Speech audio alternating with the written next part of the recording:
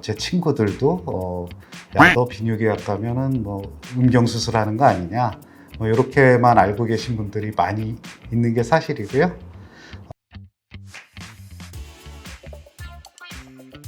안녕하세요. 저는 강남 세브란스병원 비뇨의학과 교수로 재직 중인 조강수라고 합니다. 저는 강남세브란스병원 비뇨기학과 4년차 전공의 전진형이라고 합니다. 네, 오늘 일반인들이 남무위키에서 비뇨기학과에 대해서 생각하는 내용을 적어놓은 것을 읽어보고 이거에 대해서 실제로는 비뇨기학과 의사들이 어떻게 생각하고 있는지에 대해서 토의해 보도록 하겠습니다.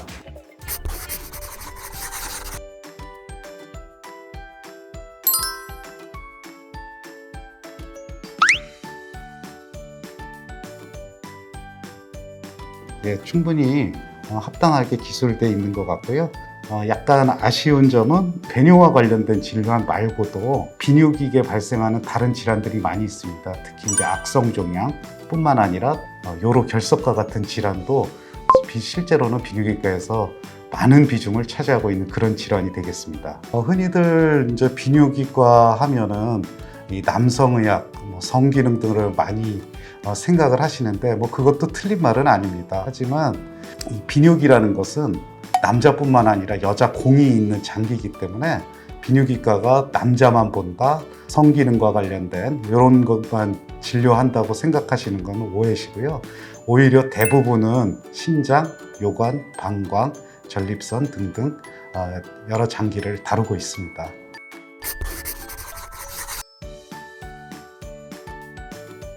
어떤 것 같아요? 여자 환자분도 굉장히 많습니다. 제가 느끼기에는 거의 6대4, 7대3 정도로 여성 환자도 굉장히 많습니다. 주로 결석이라든지 아니면 악성종양 같은 경우에는 남녀 불문하고 발생할 수 있기 때문에 여성분들도 비뇨기학과에서 치료를 받고 계십니다.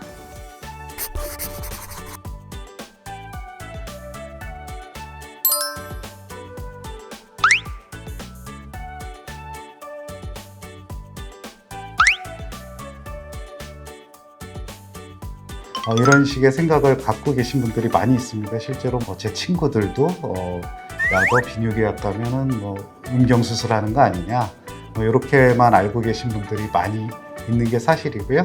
지금 여기서 언급됐듯이 이제 신장 이식과 관련돼 가지고는 떼어주는 수술과 붙여주는 수술이 있는데, 이 신장 이식 과정은 이렇게 이식외과와 비뇨의학과의 협업으로 이루어지고 있습니다. 그래서 비뇨의학과에서 신장을 절제해내면 그 절제한 신장을 이식외과에서 갖다 붙여주는 이런 형태로 나눠서 수술하고 있고, 그래서 이렇게 비뇨의학과가 신장 이식에 관여한다든지 의아하거나 놀라시는 분들도 있는데, 사실 그보다도 더 큰 수술도 많이 하고 있죠. 그래서 상당히 수술 시간도 길고 난이도도 높은 수술들을 비뇨기과에서 행해지고 있습니다.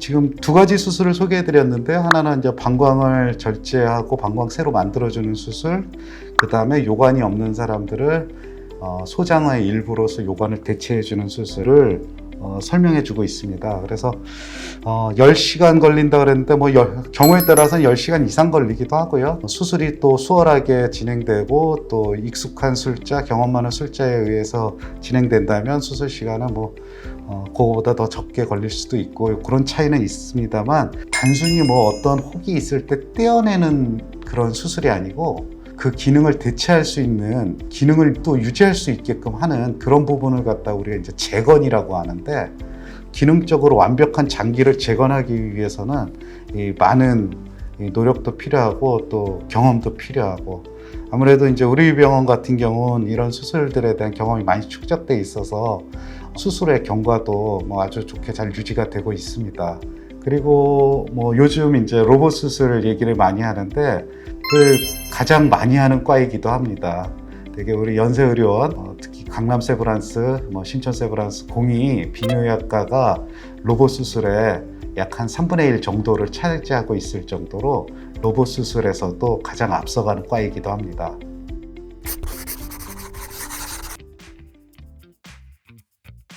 전립선암 수술하면은 예전에 수술하고 나면 기적이 찬다 이런 속설들이 있었고요. 그래서 요실금이라고 합니다. 소변을 제어하지 못하고 줄줄줄줄 흐르는 건데 로봇 수술이 도입되면서 꼭 떼야 될 전립선 부분만 딱 떼고 수술 후 생기는 요실금이나 이런 부작용들을 현격히 줄일 수 있었고, 수술 후에 뒤의 생활을 생각한다면은 아무래도 가치가 있다고 판단하고, 우리가 이제 진료 현장에서 그런 걸 계속 목격해 왔기 때문에 환자분들한테 우선적으로 로봇 수술을 권유할 수가 있는 것입니다. 그리고 또 이제 전립선 바로 옆에 딱 붙어가지고 발기와 관련된 발기신경들이 지나갑니다. 그래서 예전에 하던 수술 방식인 개복 수술이나 일반 복강경 수술로 했을 때 원하는 만큼 신경을 보존하기가 사실 쉽지가 않았었거든요. 근데 로봇이라는 기계가 들어오면서 세심하게 그런 구조들을 살림으로써 이 발기능을 보존할 수 있는 확률을 높였다는 점에서 로봇 수술이 충분히 권유할 만한 수술이라고 생각을 하고 있습니다.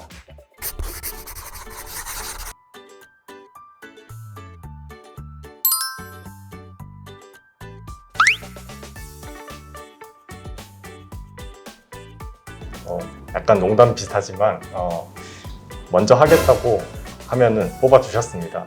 네, 그래서 저는 사실 어떤 과를 선택할지 잘 못 고르고 있는데 먼저 비뇨기과에 왔던 제 동기가 소개를 받고 오게 되었습니다. 사실은 이 비뇨기과에 오기 전의 인식은 사실 암 수술 이렇게 많을지 몰랐었고, 이게 수술 난이도가 이렇게 어려울지도 몰랐었고, 이런 걸 다 알고 오지는 않았었습니다.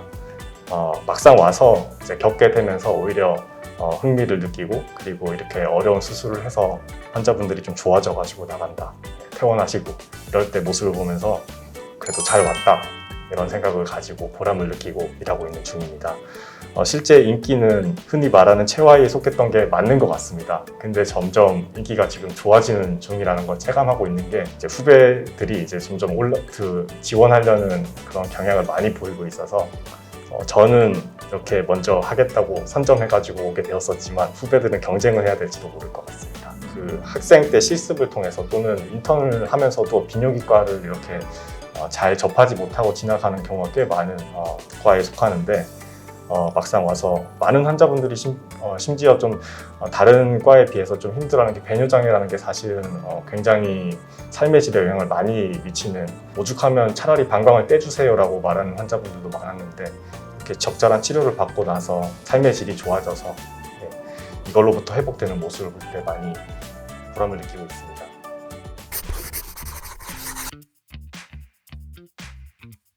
오늘 이 시간에 이제 나무위키를 좀 리뷰를 하면서 이제 비뇨기과에 대해서 소개를 해드리는 시간을 가졌습니다. 여기 뭐 나와 있는 내용들에서 보시듯이 아마 대부분이 생각하시던 것과는 조금 다른 모습이지 않을까 싶습니다. 사실 뭐 로봇 수술이라든지 뭐 복강경 수술이라든지 이런 첨단 수술 쪽에서 비뇨기과가 사실 가장 먼저 받아들이고 나가다 보니까 우리 이제 젊은 선생님들이 미래를 걸 만한 과로 생각을 하고 있는 것 같습니다. 어떤 수술 방법의 개량, 개선을 위해서도 노력하고 있고, 질병을 또 이해하고 치료를 위한 또 많은 연구들을 함께 하고 있습니다. 그래서 치료에 도움이 되는 역할을 하고자 우리 강남 세브란스 비뇨기과 의료진들 모두 열심히 노력하고 있습니다. 네, 감사합니다.